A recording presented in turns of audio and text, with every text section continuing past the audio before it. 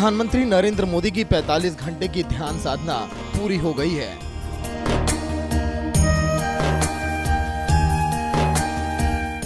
आपको बता दें कि प्रधानमंत्री नरेंद्र मोदी ने 30 मई की शाम से साधना शुरू की थी।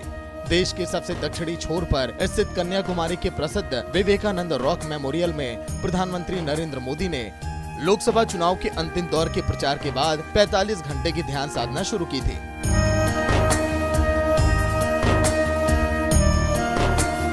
साधना में लीन प्रधानमंत्री नरेंद्र मोदी के स्वरूप की खूब चर्चा रही।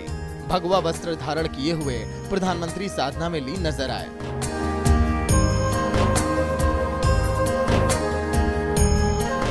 सूर्योदय में भगवान भास्कर को अर्घ्य देने से लेकर हाथ में रुद्राक्ष की माला लिए प्रधानमंत्री ने मौन रहते हुए अपनी साधना पूरी की।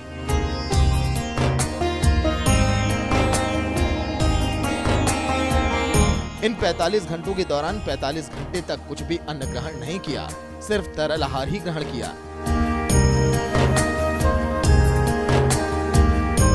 पीएम मोदी की इस ध्यान यात्रा की वजह से पूरे इलाके की सुरक्षा बढ़ा दी गई थी।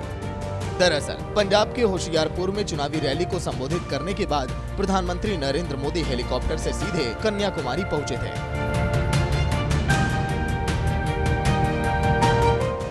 और भगवती अम्मन मंदिर में पूजा अर्चना की थी,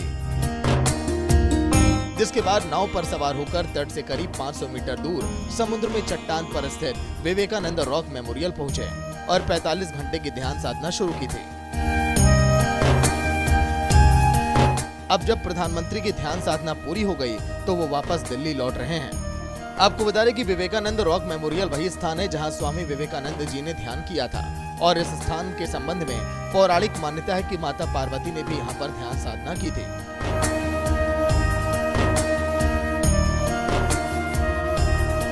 पीएम के शेड्यूल के मुताबिक उन्होंने 45 घंटे तक कुछ भी अन्न नहीं खाया।